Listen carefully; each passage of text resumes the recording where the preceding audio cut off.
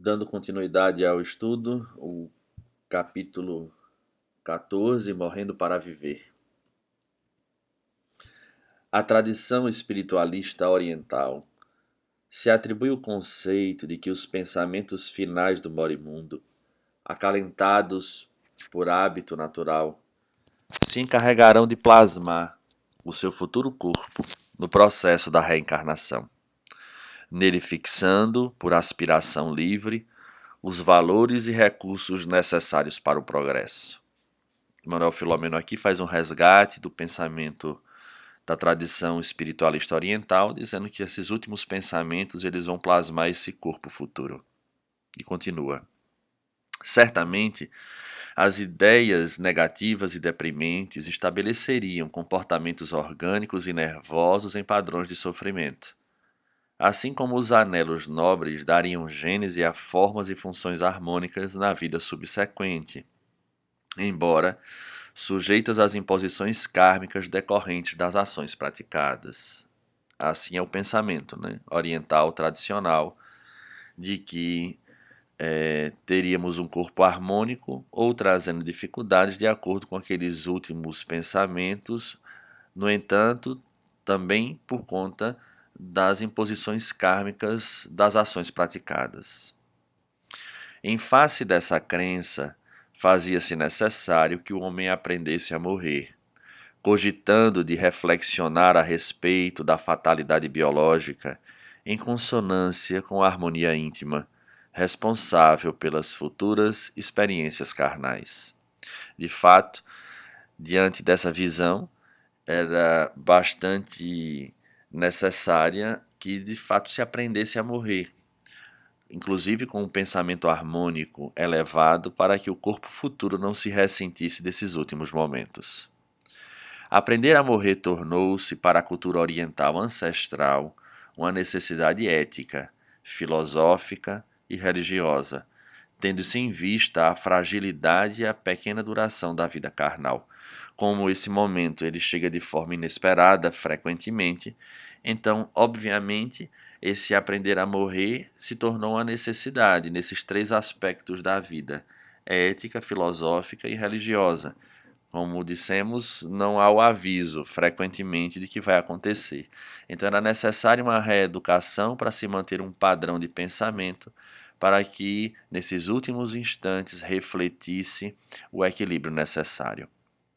Aliás, segundo a mesma doutrina, aprendendo-se a morrer, está-se aprendendo a viver em níveis superiores de entendimento e ganhos morais, propiciando-se à criatura humana saúde espiritual, plenitude de vida e realização interior.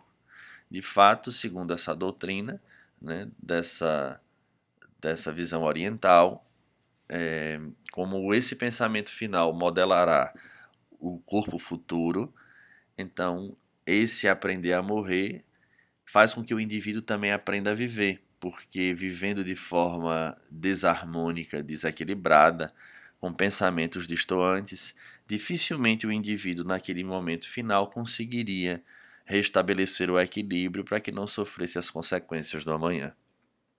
O apego à sensualidade e aos bens transitórios produz o pavor da morte, redundando em desarmonias internas que de forma alguma impediriam o processo desencarnatório, às vezes apressando-o em face dos elementos destrutivos que a mente elabora e sustenta. Então, essa, essa vida no terra-terra, apegado a esses valores transitórios, de fato ela contribui para essa desarmonia interna. E essa desarmonia interna, esse medo, esse receio, ele de nenhuma forma ele impede esse processo desencarnatório porque é um fenômeno natural. E pelo contrário, na medida em que há essa vivência exaustiva, promovendo um desgaste orgânico e das energias, frequentemente cria-se um processo do apressar, do adiantar o desencarne, por conta do desequilíbrio que ela própria proporciona. No sentido inverso, a aceitação jubilosa do inevitável faculta ampliação de tempo nas experiências terrenas, Pelo contrário, né, na medida em que a gente aceita o processo biológico da morte, isso de alguma maneira amplia esse tempo de experiência, ou seja, passamos mais tempo na Terra. E aí ele justifica, porque o psiquismo compreende que morrer é prosseguir vivendo, apesar da diferença vibratória na qual se expressará a realidade. O indivíduo, obviamente, passa a ter uma tranquilidade, uma paz interior frente a esse processo, gerando uma, uma maior condição de saúde e equilíbrio, o que irá gerar como consequência um maior tempo, né, um esticar desse processo existencial. Ninguém, desse modo, aprenderia a viver se não fosse lograda a tarefa de aprender a morrer. Então, de fato, né, como é importante esse pensar sobre o fenômeno da morte, porque é uma realidade, porque se viemos de algum lugar, voltaremos a ele, de tal maneira que a morte deveria ser vista por uma ótica diferente, um rito de passagem, né, do espírito que agora está na terra para retornar à sua pátria verdadeira. De fato, o processo da morte real inicia-se na plenitude das forças, quando a mente se apega e se apaixona por pessoas e coisas, enovelando-se em fixações que pretende permanentes, esquecendo-se da transitoriedade de todas elas enquanto na Terra. Então, é interessante ele falar, né, que esse processo da morte real inicia-se na plenitude das forças, em especial quando a mente começa a se apegar a coisas transitórias, é como se a gente fosse de fato havendo uma certa, entre aspas, uma morte, né, onde a novela se em fixações, onde a gente quer que esses fenômenos, ou seja, pessoas, posições, posses, sejam permanentes. E aí a gente esquece que elas são transitórias. E como nos lembra o Evangelho, só levaremos daqui aquilo que de fato verdadeiramente é nosso. Ou seja, nada de material, nem pessoas, nem posições, nem títulos. Desse modo, o exercício da desimantação e do desprendimento gerará recursos que facilitam o entendimento a respeito da morte, propiciando, além túmulo, a continuação dos ideais de sabor eterno. Então, esse exercício do desapego, né, é que gera esses recursos que vai fazer com que a gente entenda esse fenômeno da morte de uma maneira mais natural. E vai gerar, obviamente, por um processo de educação do espírito, essa ideia real da continuação dos ideais, né, de sabor eterno, ou seja, dos ideais dos valores da alma, que de fato seguirão conosco. Então, o quanto antes nós pudermos educar, analisando esse processo do desencarne, né, caminhando para ele de uma maneira tranquila, observando como um fenômeno natural e, como consequência, vivendo a vida na Terra como espírito, dando o devido valor às coisas e não se apegando a elas, é um exercício para apenas mudarmos de vibração e darmos continuidade. Ajuizando-se a questão sob este ponto de vista, alteram-se as estruturas do comportamento intelecto-moral do homem no mundo. Exatamente. A partir do momento em que a gente tem essa capacidade de enxergar e de discernir essa realidade, altera-se a estrutura desse comportamento intelecto-moral do homem no mundo. A partir do momento em que ele sabe que cedo ou tarde retornará e que responderá pelos seus atos e pensamentos, fará com que escolhamos vivenciar as coisas à luz do espírito imortal, em detrimento dessa luta frenética que muitas vezes se usa métodos infelizes para alcançar o objetivo. Sem dúvida, apresentam-se-lhe importantes as conquistas do espaço, a chegada a algum dos planetas do sistema solar e até mesmo o intercâmbio com outra galáxia. Vejamos que colocação de Manuel Filomeno. Falando que, de certa forma, esse crescimento na tecnologia e no alcance do homem, ele guarda sua importância. Mas vejamos, que no nosso próprio contexto social, nós avançamos na tecnologia, mas parece que os homens se apresentam mais doentes. E aí ele continua o raciocínio. Todavia, assume relevância maior o autoconhecimento, a consciente solução dos problemas de comportamento íntimo, as viagens ao cosmo de si mesmo. De fato, ele chama a atenção de que, por mais importante que seja essa viagem, essas conquistas exteriores, a maior relevância se encontra nesse autoconhecimento, na solução desses problemas íntimos que estão relacionados ao nosso passado e, obviamente, ao nosso presente, porque irá responder pelo nosso futuro. Embora as vitórias sobre o transitório sejam valiosas, as que se conseguem na transcendência sobre os valores temporais, portanto, do mundo físico, são muito mais significativas, porque acompanham o indivíduo eterno em outros esforços de elevação no sentido vertical do progresso. Embora nós vencermos na vida, no mundo, ser importante, de fato, superar a si mesmo, reeducar-se, adquirir valores, né, do espírito é muito mais importante, são muito mais significativas, porque essas conquistas seguirão conosco, nos ajudando a novos esforços e novas existências nesse sentido vertical do progresso. A indagação máxima que deveria preocupar o homem seria a de descobrir quem ele é e, por extensão, qual a finalidade da sua vida na Terra, como consequência do saber de onde veio, a fim de postular de forma equilibrada a identificação do lugar para onde vai.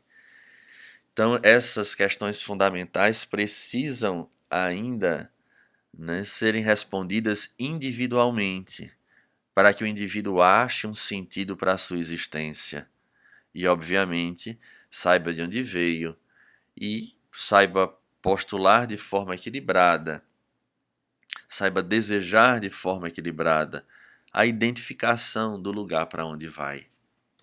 Ao decifrar essas interrogações, ele inicia automaticamente um curso de psiconáutica pela meditação e reforma moral.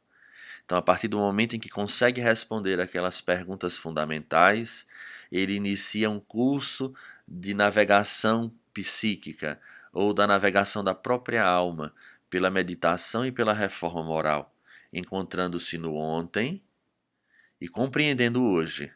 E graças a esses contributos, poderá produzir eficazmente para o amanhã.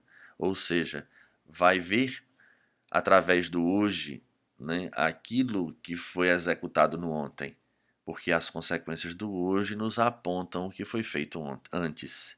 E, ao mesmo tempo, dará condições para perceber qual a grande meta individual de cada um para poder superar aquilo que o seu passado fala diretamente. Porque provavelmente o meu passado não está relacionado em termos qualitativos a de outra pessoa. Hoje eu sofro consequências daquilo que eu agi. Não necessariamente outra pessoa estará sofrendo as mesmas consequências, porque tem agido de forma diferente e gerado talvez consequências em outros campos que eu não gerei.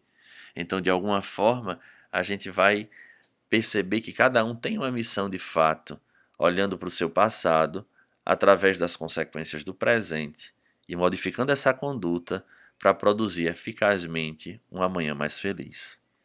As aspirações, os desejos fortes produzem o destino futuro do homem. Conforme desejar, sua vontade será posta em ação, do que resultará a conquista ou perda no comércio moral e espiritual da vida. De fato que nós falávamos, né? Que essas aspirações que produzem o destino futuro do homem, porque estaremos executando agora e amanhã receberemos as consequências. Então, eis a grande missão de cada um de nós. Os apegos de qualquer procedência durante a vida física impõem que após a morte prossigam interessando com o mesmo vigor com que foram estruturados antes. Então, os valores, aquilo que elegermos agora, irá repercutir na nossa vida espiritual. Então, se nós estivermos apegados a determinados vícios, pessoas, essa situação irá se prolongar, porque o ser permanece o mesmo. E aí haverá as consequências, porque pela falta do corpo físico não conseguiremos viver aquilo que gostaríamos, e isso vai gerar transtornos dos mais diversos. A instabilidade no dever, tanto quanto a fixação nos desejos primários, criam aflições e conjuntura amargas, em razão do seu conteúdo pleno de insatisfação e revolta. Exato, porque a partir do momento em que eu não tenho mais a ponte que me dê a condição de viver aquilo que eu gostaria, vai gerar em cada um de nós esse sentimento de insatisfação e revolta. Somente a visão correta dos valores terrenos proporciona a sua utilização equilibrada para posteriores avaliações, aceitação ou recusa do seu prosseguimento. Então, só essa visão equilibrada para posteriorizar avaliações, a aceitação ou recusa do seu prosseguimento. Então, diante daquilo que nós temos hoje, essa visão correta nos dará a possibilidade de separar o joio do trigo, nos solicitando a mudança ou a continuidade, caso seja coerente aquilo que estamos enxergando e agindo. Caso contrário, devemos, obrigatoriamente, por um dever consciencial, modificarmos, tendo em vista esse futuro que nos aguarda. O discernimento, por sua vez, clarifica a mente e liberta o sentimento daquilo que é prejudicial, inspirando as atividades perenes do amor sem posse, responsável pela liberdade. Então, esse discernimento é ele que dará a condição do indivíduo clarificar a mente e libertar o sentimento daquilo que é prejudicial, ou seja, superar esse apego. Daí ele fala da desimantação. E esse apego, frequentemente, nós ligamos sempre a pessoas e coisas, mas também e principalmente a hábitos do dia a dia e do próprio pensamento, que é o mais difícil de nós reeducarmos, porque muitas vezes são frutos de reencarnações e reencarnações naquele mesmo padrão vibratório. Nos Provérbios, capítulo 23, versículo 7, encontra-se registrada essa opção, nos seguintes termos: o homem é aquilo que pensa no seu coração. Resumido, né, em uma frase tão simples, a profundidade da sabedoria de que, de fato, esse pensamento é o elemento que plasma as ações, logo gera consequências para o futuro. Naturalmente que os últimos pensamentos não irão definir as futuras engrenagens de que o espírito se utilizará na porvindoura reencarnação. Então, Manuel Filomeno, inclusive, apesar de começar o texto chamando atenção para a tradição ancestral oriental de que os últimos pensamentos modelam o corpo futuro, ele aqui apresenta a tese espírita, né? Que os últimos pensamentos não irão definir as futuras engrenagens, de que o espírito se utilizará na porvindoura reencarnação, ou seja, não são esses últimos pensamentos que irá desenhar esse futuro corpo. Todavia, continua ele, contribuirão de forma acentuada, não por serem os finais, não por serem os pensamentos finais, senão porque refletem todos os hábitos vividos durante a existência.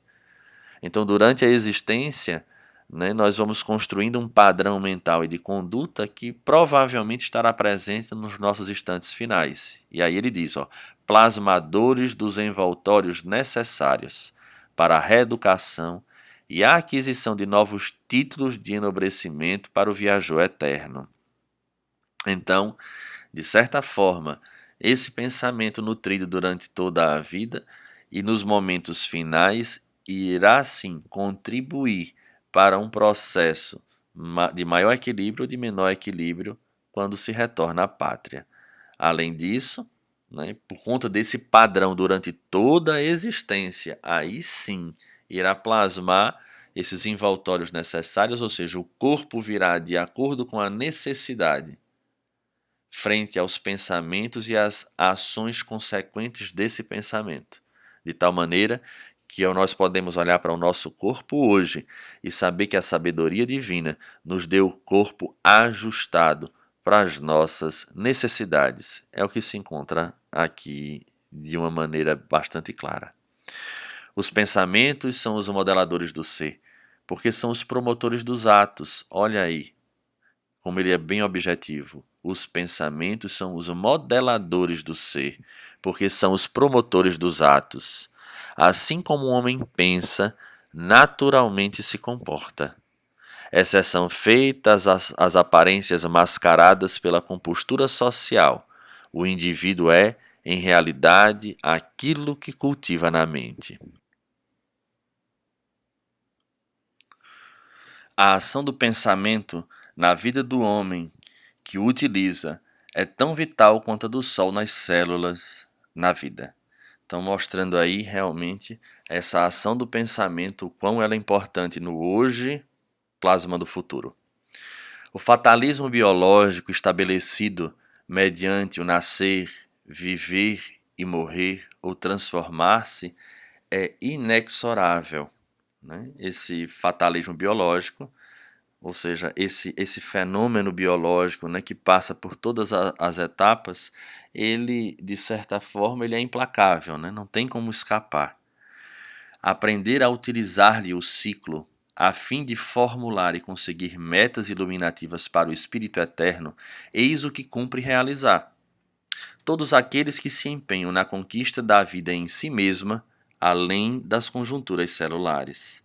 Então, nós temos que, de fato, termos metas que venham a iluminar, que venham a fazer com que o espírito cresça, né, evolua, aproveite esse espaço de tempo da melhor maneira possível, até porque esse delta T, né, esse delta tempo, nós não sabemos o quanto irá durar.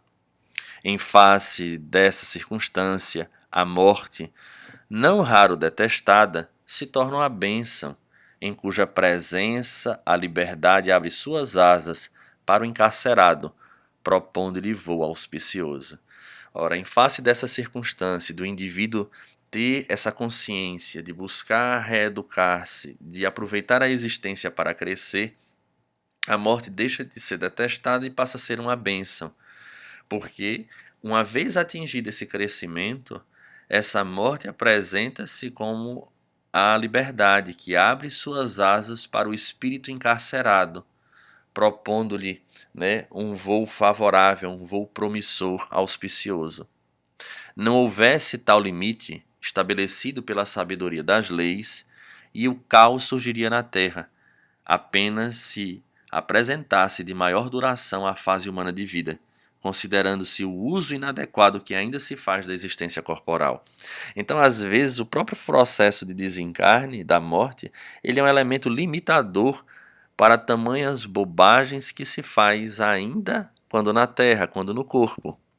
Então viraria um verdadeiro caos pela quantidade de comprometimento, ao invés de nós aproveitarmos para uma extensão nesse aprendizado, né, e evolução do espírito.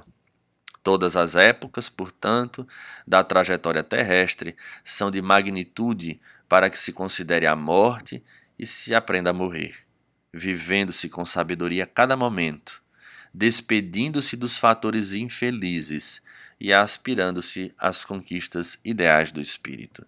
Então, todo período ele traz a sua importância, né? São de magnitudes para que se considere a morte e se aprenda a morrer. Ou seja, constantemente deveríamos pensar que se a morte chegasse hoje, como seria?